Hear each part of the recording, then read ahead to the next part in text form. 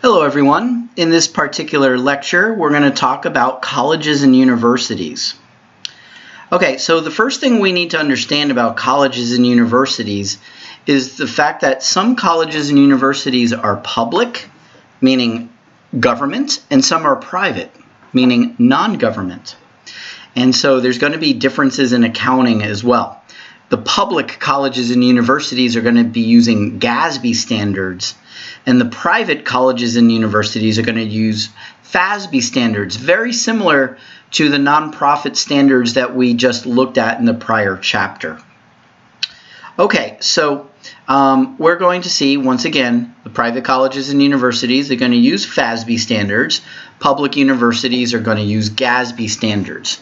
Now, when I say GASB standards, I'm going to say standards that are typical of an enterprise fund. If you think back to, I think it was chapter 5 when we were talking about, chapter 7 when we were talking about enterprise funds, that's the accounting we're going to use. It's going to be accrual based, and the equity is going to be called net position. And basically all the rules that we follow for enterprise funds, we would follow for public colleges and universities.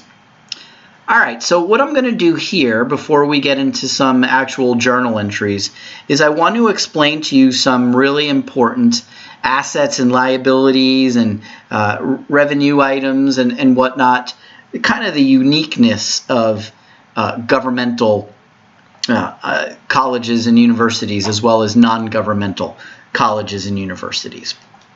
All right, the first has to do with loan assets.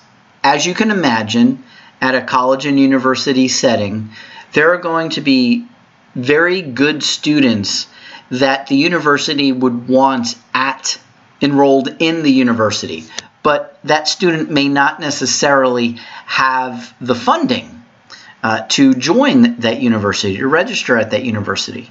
So a lot of times the universities have to keep money on hand to be able to loan those monies to eligible students. And then of course the students would pay them back at a later time. Those are loan assets. And let me explain to you where the loan assets come from. Okay, if it is a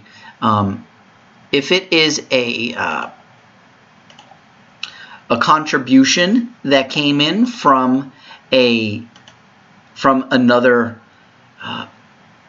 donor, if it is a public university, that donation is recorded as a revenue, of course, just like we learned earlier chapter. And the equity classification is going to be called restricted net position. Remember, for public or governmental universities, our equity is called net position, broken down between unrestricted, restricted, and net investment in capital assets. However, if it's a private university, the contribution from the donors specifically to be used for student loans would be called a net asset with donor restrictions. Remember, equity for private nonprofits is called net assets, and the net assets is broken down between net assets with donor restrictions and net assets without donor restrictions. Okay, now let's say the money for loans did not come from an outside donor. Let's just say it came from cash that we had lying around, but the board actually votes and the board designates where the money needs to go. Okay, for, in this case, loans. Well, if it's a public university, that net position is going to be called unrestricted / designated. And if it's a private university, we're going to call it designated net asset without donor restrictions. And then lastly, and this would be the worst case scenario, this is when we would have to actually borrow money from the bank, so we can then in turn, or the university can then in turn send it off to a student to loan them money. Well, if that's the case, obviously the monies owed to the bank are recorded as liabilities. It doesn't matter if it's a public university or a private university. right, so that's a pretty important asset. The other pretty important asset is a fixed asset, or as we call it in government world, capital assets. The recording and reporting of capital assets is very similar, FASB and GASB. Assets are recognized at historical cost, and they are depreciated over their useful life. Very similar to a for-profit organization that you've studied in the past. However, there are some differences, and the first is in intangible assets. With intangible assets, the GASB, or a public university, is going to report that within the capital assets category. However, the FASB, or a private university, is going to report intangible assets as a separate classification, usually below the PP&E, the property, plant, and equipment. And this is very similar to what you learned in your for-profit accounting classes. Intangible assets is going to be separate from PP&E. On the other hand, we have infrastructure. Infrastructure is quite the opposite. The GASB is the one that is going to break out infrastructure in a separate category outside of the capital assets section. However, within the FASB, or the private universities, infrastructure is simply part of the PP&E.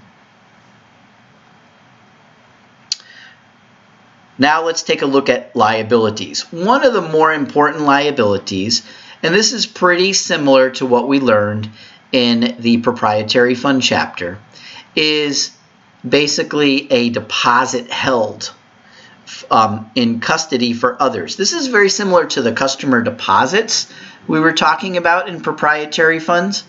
Well, here is basically where the university allows a student to use university property.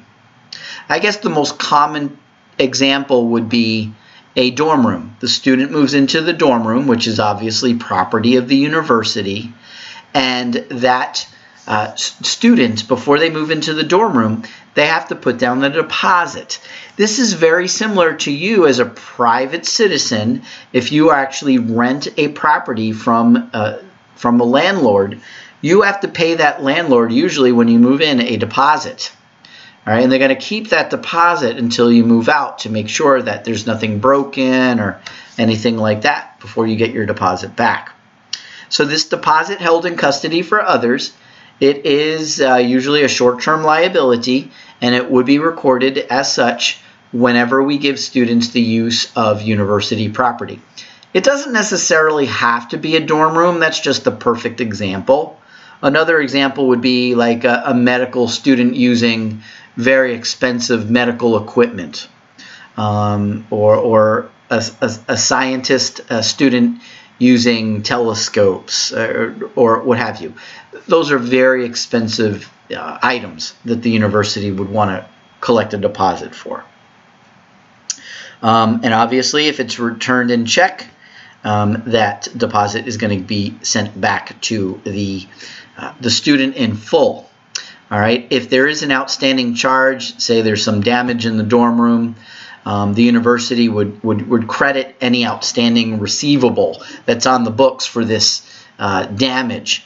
All right, and the deposit is going to be used against that receivable, and then of course anything remaining after that receivable is satisfied would go back to the student.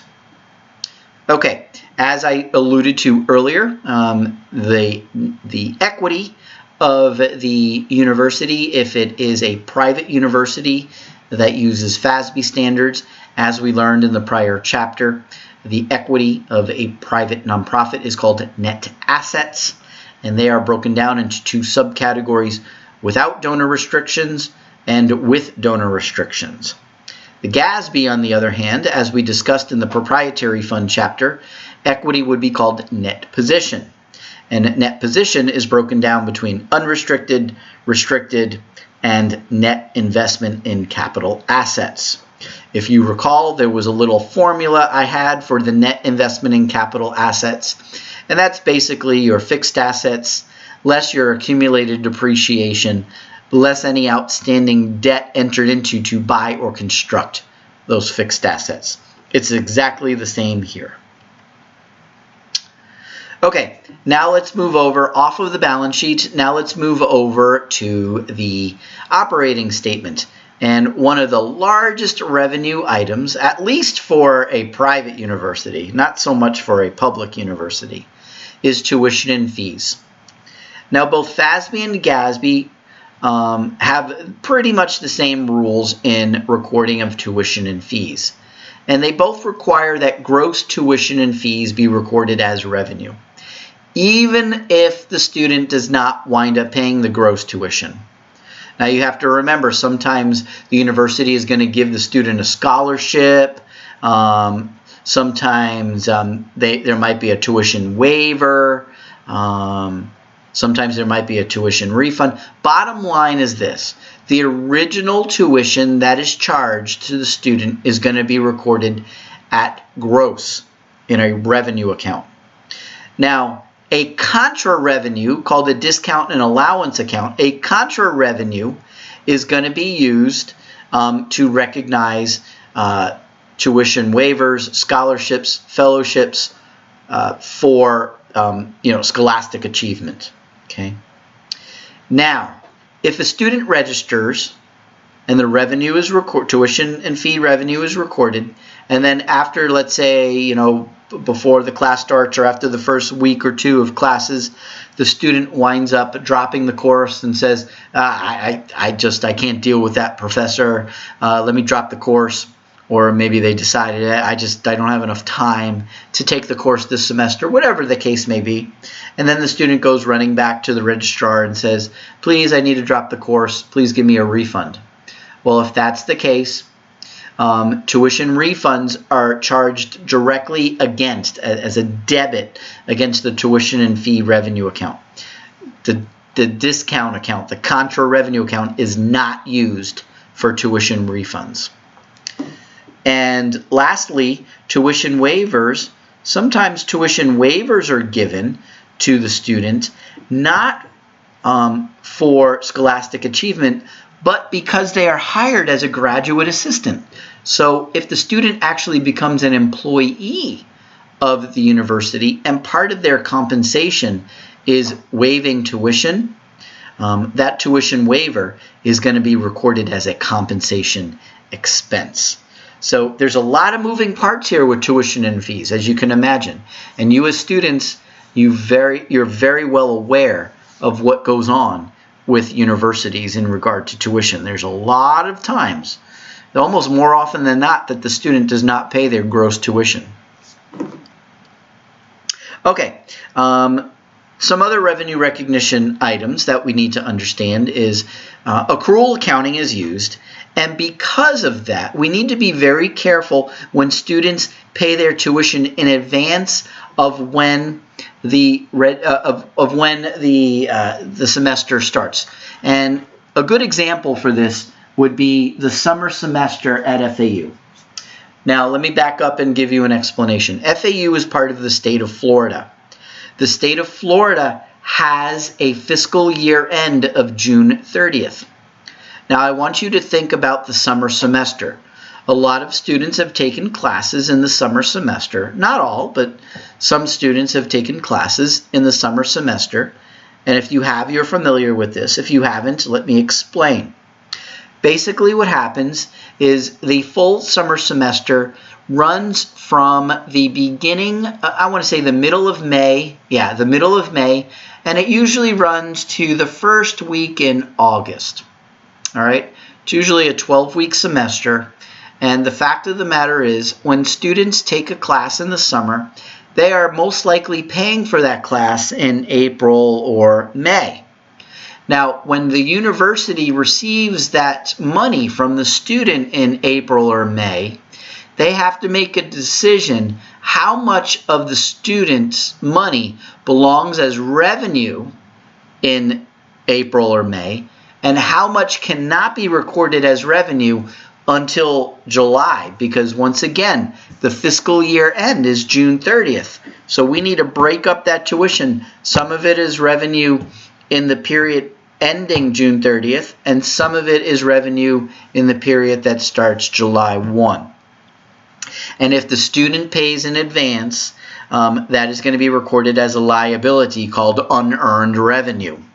All right, and then of course that unearned revenue would be recognized as revenue in the next period. Okay, so revenue recognition rules, we use accrual accounting, and we need to make sure that revenue is recorded in the same period that the university earns it. If instruction is in May and June, it would be recorded as such. If instruction is in July and August, it will be recorded, or I should say deferred as unearned revenue until such time that it's actually earned.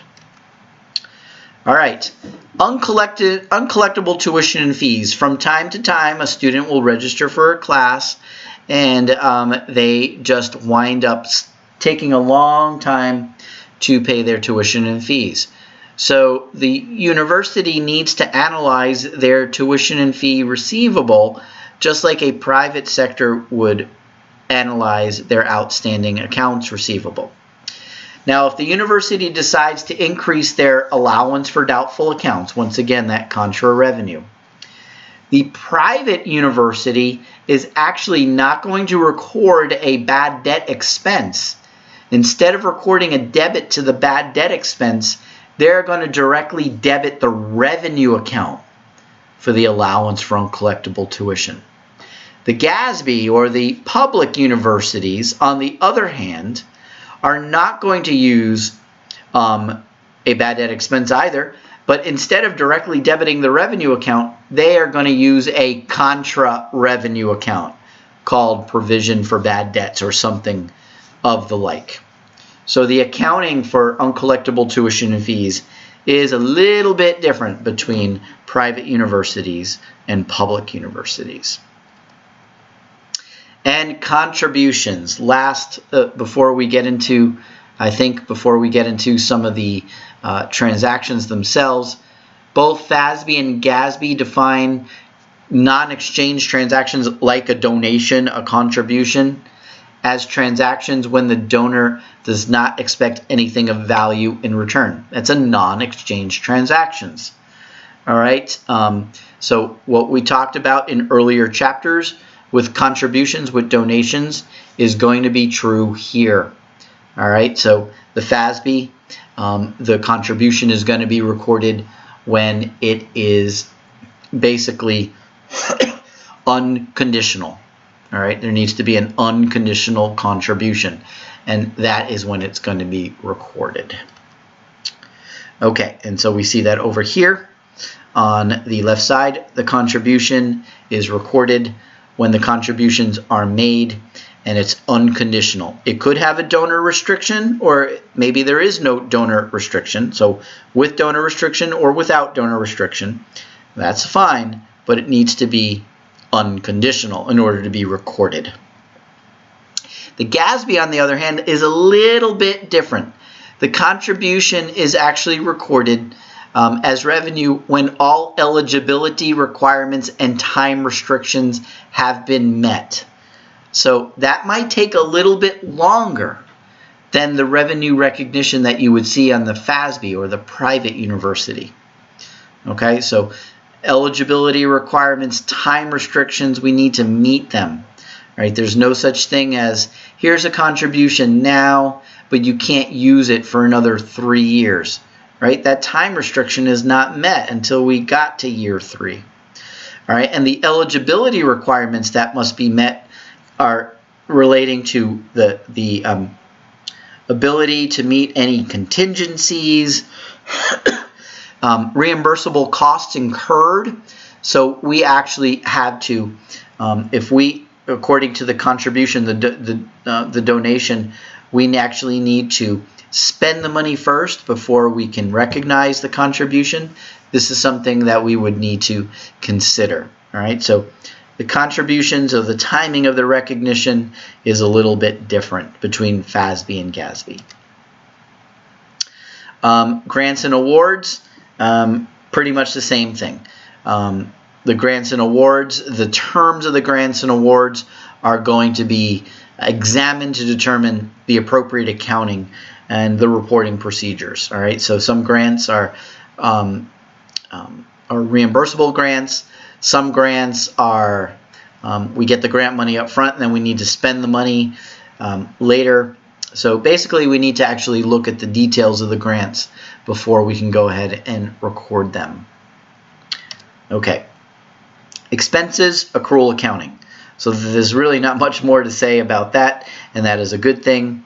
And they're classified as on a functional basis by both private and public. And we're going to take a look at some financial statements during this particular chapter as well, so you can see the difference. All right, cash flow statement. As we learned in the proprietary fund chapter, the direct method is required, and the cash flow statement has 4 sections: operating, investing, capital financing, and non-capital financing. The FASB, on the other hand, as you learned in all your other accounting classes, the direct or indirect method may be used, and we've got 3 categories: operating, investing, and financing. Okay, now some journal entries. And these are example journal entries dealing with a private university. This is not dealing with a public university. This is dealing with a private university. So we have a few things going on here. This is a very long journal entry here. So let's explain. First thing that's going on is students registered for classes, and the university is recording the tuition and fees at the gross amount. And in this case, you can see it comes to $5,990,000. That is the credit to the tuition and fees revenue account. Now, the net amount is the debit to the receivable, $5,540,000. The difference between the net receivable and the gross tuition and fee revenue is this $450,000. Debit to the tuition and fees discount. This is a contra revenue account. And this $450,000 most likely represents the fact that some students got some scholastic waivers of tuition, an internal scholarship, if you will, from the university. Okay, next, the university received a grant, a federal grant award without any donor restrictions, totaling $1,075,000. Debit the grant receivable, credit the federal grant and contract. This is a revenue account. And last but not least, the donors donated, or pledged, I should say, $5,850,000. And like I said, as long as this is an unconditional pledge, we can record it as revenue. Now that $5,850,000, $4,850,000 of it comes without donor restrictions, so we will credit contributions, which is basically in the revenue section, without donor restrictions. Now $1 million of it comes with donor restrictions. Now, because the $1 million has a time restriction as well as a purpose restriction, because it comes with a time restriction, right, meaning we're not going to receive the contribution all up front, we're going to receive it over a number of years, what we need to do is we need to record the contribution at present value. So just like you learned in an earlier class, we actually need to take this $1 million, which is really future value, and we need to convert it to present value using discount factors and whatnot. And I'm not going to make you, try to figure out present values. I will actually tell you what the present value is for purposes of this course. And so the present value of the $1 million future contribution with donor restrictions, $926,000. The $74,000, which is the difference between present value and future value, is going to be recorded as a contra receivable. In this case, discount on pledges receivable. What's going to happen is this discount on pledges receivable is going to be amortized into the contribution revenue as the money is received in the future. All right, so look in the future for this $74,000 to be amortized. All right, journal entry 2, we're collecting a whole bunch of cash. You can see the university is collecting $3.3 million. $700,000 is investment income without donor restrictions. $280,000 is also investment income, but it comes with donor restrictions. $20,000 we're collecting a liability. That's deposits from students because we gave them use of a dorm room most likely. And $2.3 million, which is the bulk of the cash received, coming from auxiliary enterprises. This is a revenue item, auxiliary enterprises, without donor restrictions. Now, auxiliary enterprises are basically other revenue streams that the university is able to generate outside of tuition and fees. So think food court, think football stadium, think parking, think the copier machines in the library, etc. All right, all the other revenue items that you are spending at the university above and beyond tuition. Number 3, this is the start of a new fiscal year. So what is happening is the unearned revenue that was, basically tuition and fees collected from students in the prior year, but they're actually earned by the university in the current year. This is now the adjusting journal entry to show that that unearned revenue, debit liability, is now earned. So we will credit the tuition and fee revenue at this time. Journal entry 4A is simply a collection of various receivables, and you can see that there. Debit cash, credit the receivables. Journal entry 4B, we are starting to amortize that discount, the contra receivable, into the contribution revenue as we're collecting that money. Journal entry 5, we're simply accruing expenses, and you can see we're debiting the various expenses, crediting the accounts payable and the accrued liabilities. Journal entry 6, we're basically paying those liabilities, and we're paying back some of the deposit that the students left with the university, and they are returning university property, and the university will give them back their deposit.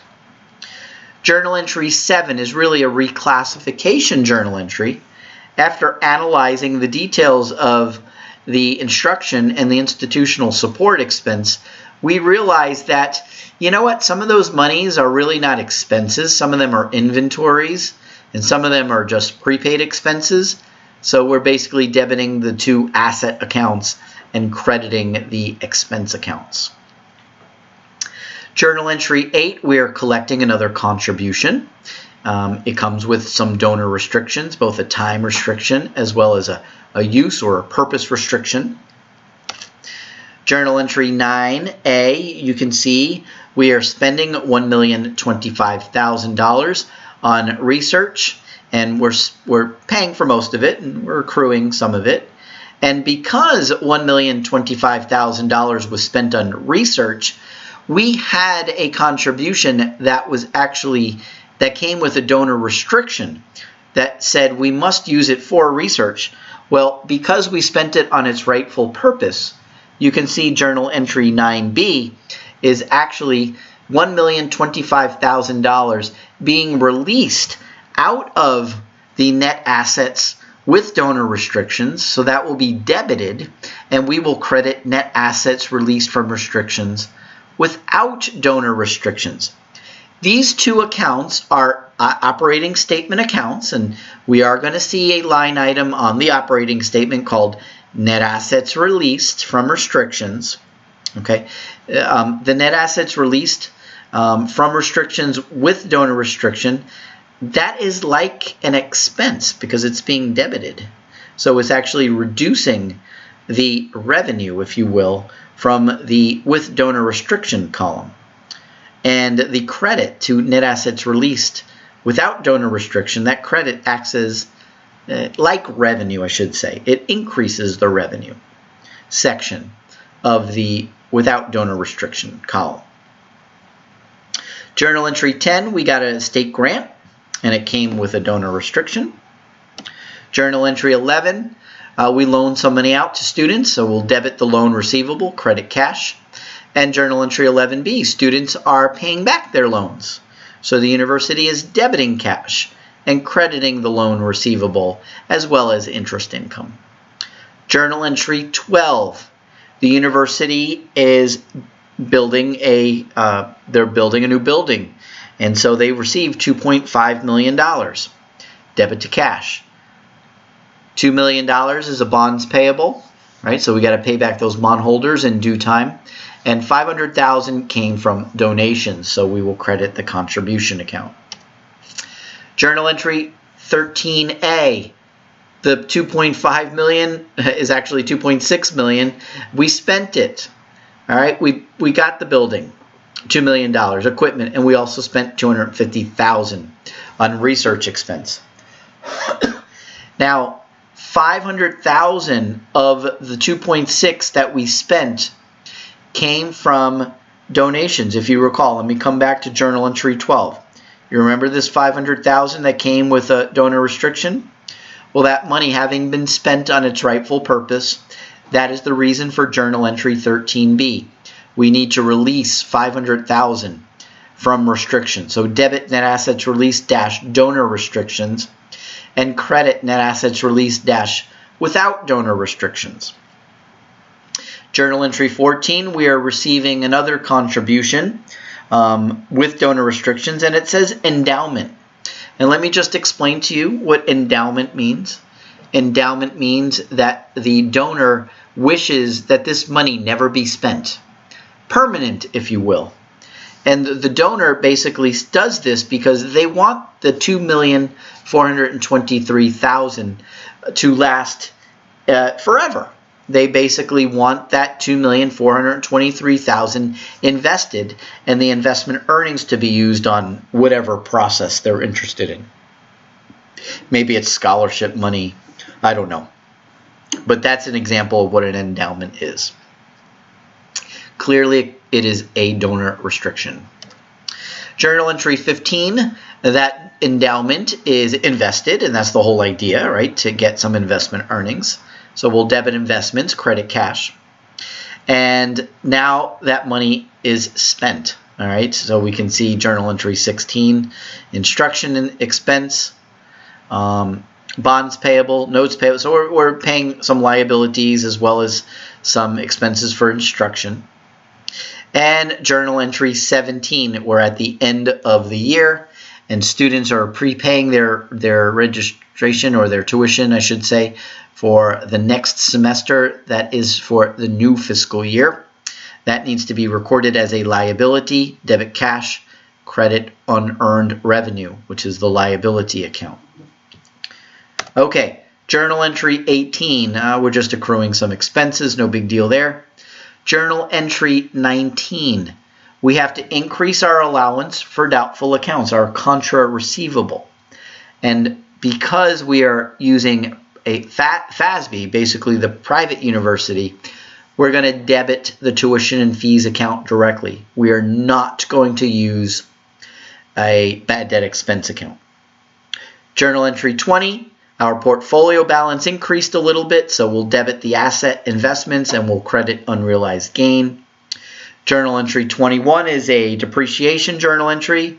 We debit depreciation expense, which is part of the instruction expense, and credit accumulated depreciation. Journal entry 22A, we're going to close our revenue accounts out with debits.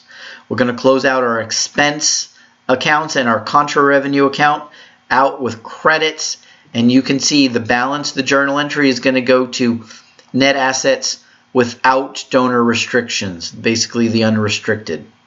All right, $1,793,000. The next journal entry is we're going to close out our revenue from or with donor restrictions. They're going to be closed out with debits, and we will close it out to net assets with donor restrictions. Journal entry 22C, we're going to close out our contributions, or I should say our revenue items, with donor restrictions. But you see the difference between 22B and 22C? 22B, the donor restrictions were time and purpose. 22C, the donor restriction was endowment. All right, but similar journal entry. we'll close out our revenue items with debits, and we'll close it out to net assets with donor restrictions. And journal entry 23. You remember those accounts? Net assets released from restrictions? Well, the net assets released from restrictions dash without donor restrictions, that was credited earlier. So I'm going to debit it to close it out. And I'm going to close it out directly to net assets without donor restrictions. And that net assets released from restrictions dash with donor restrictions, I know there's a lot of, this is very wordy, but if you look back, we debited this account. So I'm going to close it with a credit. And I'm going to debit it out directly to net assets with donor restrictions. So those are various typical journal entries that you would see in a private nonprofit university.